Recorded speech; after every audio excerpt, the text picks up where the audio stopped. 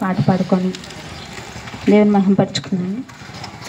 యేసే సత్యం, యేసే నిత్యం, యేసే సర్వము జగతికి, యేసే జీవం, యేసే గమ్యం, యేసే గమనము.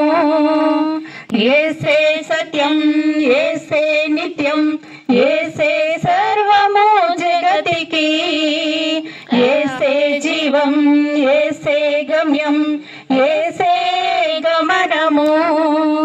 పాట పాడేదం ప్రభువునకు, స్తోత్రార్పణ చేసేదం. పాట పాడేదం ప్రభువునకు, స్తోత్రార్పణ చేసేదం. యేసే సత్యం, యేసే నిత్యం, యేసే సర్వము జగతికి, యేసే జీవం, యేసే గమ్యం, యేసే గమనము. పలు రకాల మనుషులు పలు విధాలు పలికిన, మాయలెన్నో చేసిన, లీలలెన్నో చూపిన. పలు రకాల మనుషులు పలు విధాలు పలికిన, మాయలెన్నో చేసిన, లీలలెన్నో చూపిన. యేసులోనే నిత్య జీవం, యేసులోనే రక్షణ, యేసులోనే నిత్య జీవం, యేసులోనే రక్షణ. యేసే సత్యం, యేసే నిత్యం, యేసే సర్వము జగతికి, యేసే జీవం, యేసే గమ్యం, యేసే గమనము. హల్లెలూయా.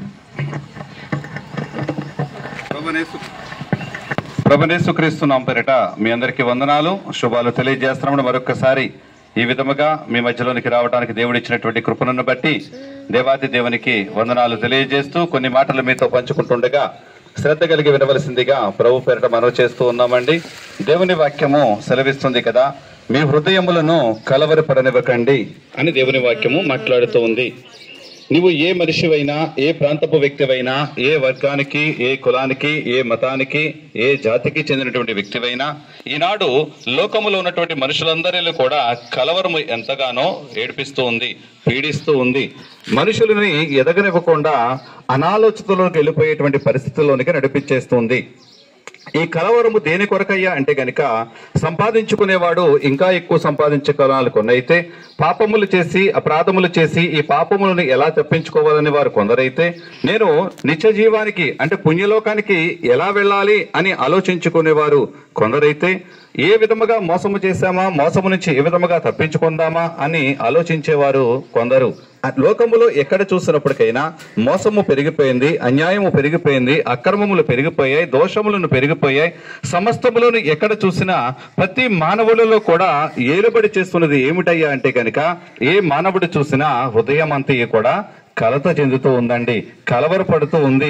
అటువంటి కలవరపడుతున్నటువంటి ప్రతి ఒక్కరిని కూడా ప్రభువు పిలుస్తూ ఉన్నాడు. ప్రయాసపడి భారం మోచిన సమస్త జనులారా నా యొద్దకు రండి, నేను మీకు విశ్రాంతి కలగజేస్తానని దేవుడు మాట్లాడుతున్నాడు. నీ కలత నుండి, కలవరం నుండి విడుదల పొందాలి అంటే కనుక ఆయన ఆహ్వానాన్ని నువ్వు మన్నించే వ్యక్తిగా ఉండాలని ప్రభువు వాక్యము సెలవిస్తూ ఉంది. అయితే ఆయన వద్దకు వచ్చేవారిని ఎప్పుడు కూడా ఆయన విడిచిపెట్టే దేవుడు కాదండి. ఆయన వద్దకు వచ్చే వారందరికీ కూడా నిత్య జీవమును అనుగ్రహించేటువంటి దేవుడు ఈ రోజు నిన్ను పిలుస్తున్నాడు. నీ గ్రామములకు వచ్చి నీ గ్రామ ప్రజలుగా మిమ్మల్ని అందరినీ కూడా ఆహ్వానిస్తున్నాడండి.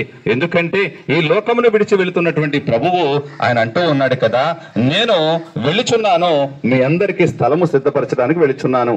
కాబట్టి మీ హృదయములను కలవరపడనివ్వకండి, నేను మళ్ళీ వస్తాను, మళ్ళీ వచ్చి నేనుండు స్థలములో మీరు కూడా ఉండులాగున మిమ్మల్ని తీసుకువెళతాను అని మాట్లాడుతున్నాడండి. ఆయన మాట సత్యము, ఆయన మాటే నిత్య జీవమై ఉన్నది. ఆయన మాటలో మార్పు లేనటువంటి దేవుడండి. లోకములో మహానుభావులు అనబడుతున్న వారు అనేక మందిగా వచ్చిన వారు ఉన్నారు, వెళ్ళిన వారు ఉన్నారు, మాట తప్పిన వారు ఉన్నారు. కానీ ప్రభువు మాట తప్పనటువంటి దేవుడండి. ఆయన మాటలో సత్యం ఉన్నది, ఆయన మాటలో జీవం ఉన్నది, ఆయన మరణము కూడా ఆయనను బంధించలేకుండా ఉన్నదని వాక్య భాగము తెలియజేస్తుంది. ఆయన చనిపోయి నేను 3వ దినమున లెగుస్తాను అని చెప్పి ఏ విధముగా అయితే ప్రభువు మాట్లాడాడో అదే విధముగా ఆయన 3వ దినమున లేచి ఉన్నాడండి. లేచి ఆయన ఆరోహణమవుతూ మాట్లాడుతున్నాడు.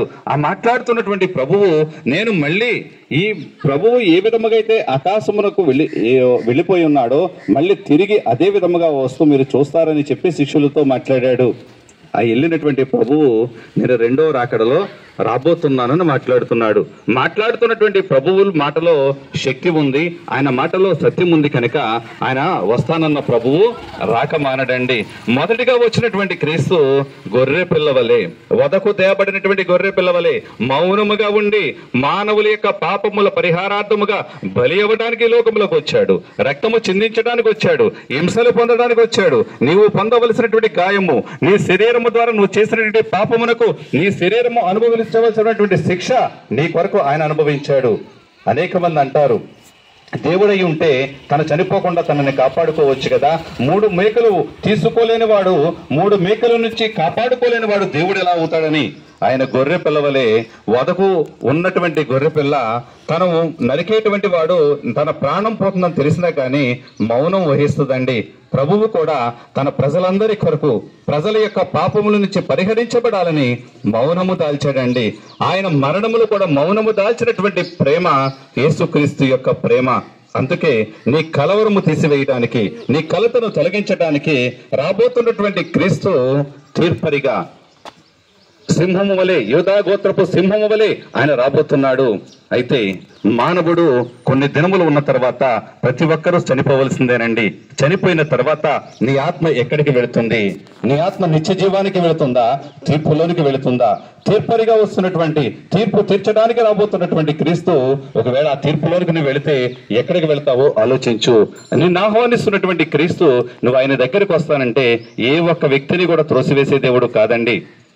ప్రతి ఒక్కరూ కూడా ఆయన యొద్దకు రావాలని ఆయన ఆహ్వానిస్తున్నాడు. ఒకవేళ ఈ లోకంలో ఉన్నటువంటి మనిషి అయితే నీకు ఇష్టం ఉన్నప్పుడు, నువ్వంటే ఇష్టం ఉన్నప్పుడు, నీ ధనమును చూసో, నీ అందమును చూసో, నీ పేరు ప్రఖ్యాతులను చూసో నిన్ను ఆహ్వానిస్తాడు. ఒకవేళ నీ ధనమును చూసి ఆహ్వానించినటువంటి వ్యక్తి నీ దగ్గర ధనం పోయిందనుకోండి, తర్వాత నిన్ను ఆహ్వానించడు.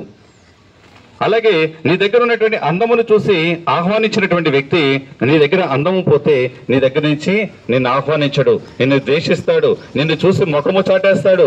కానీ ప్రభువైన యేసుక్రీస్తు ఆయన ముఖము చాటు వేసే దేవుడు కాదండి. తనను హింసించిన వారిని సహితము కూడా, తనను బాధ పెట్టిన వారిని సహితము కూడా ప్రేమించినటువంటి క్రీస్తు, తనను సిలువలకు వేలాడదీసిన వారిని సహితము కూడా తండ్రికి విజ్ఞాపన చేస్తున్నటువంటి ప్రేమ ఆయన ప్రేమ అండి.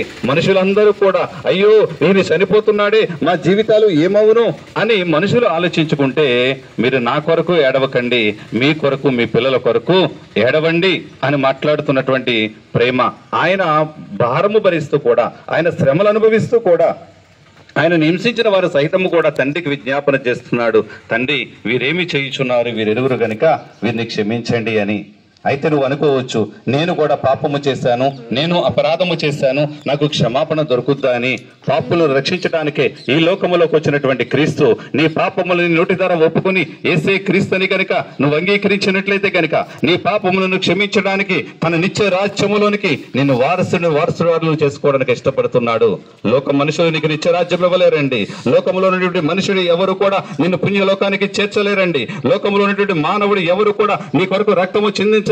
రక్తము చిందించినటువంటి ఏకైకమైనటువంటి వ్యక్తి, దేవాతి దేవుడుగా, సంపూర్ణమైనటువంటి మానవుడుగా, సంపూర్ణమైనటువంటి దేవుడుగా ఉన్నటువంటి వ్యక్తి అంటూ ఎవరైనా ఉన్నారు అంటే కనుక ఈ సృష్టి ప్రారంభించిన మొదలుకొని ఎంతవరకు కూడా ప్రభువైన యేసుక్రీస్తు ఒక్కరు మాత్రమే రక్తము చిందించాడు. ప్రభువైన యేసుక్రీస్తు మాత్రమే ప్రజలందరి పాపముల కొరకు బలియాగమైపోయి ఉన్నాడండి. ప్రభువైన యేసుక్రీస్తు ఒక్కడు మాత్రమే ఆయన మరణించి పునరుద్ధానుడుగా తిరిగి లేచి ఉన్నాడు. ప్రభువైన యేసుక్రీస్తు మాత్రమే ఆయన ఆరోహణమవుతూ తిరిగి వస్తానని సెలవిచ్చినటువంటి క్రీస్తు రారాజుగా తిరిగి రాబోతున్నాడు. నువ్వు అంగీకరిస్తావా? ఆయన నిత్యరాజ్యంలోనికి వారసుడు అవుతావు. అది నీ ఆధీనములోనుంది. నిర్ణయించుకునేటువంటి అవకాశమును దేవుడి రోజు నీకు ఇచ్చాడు.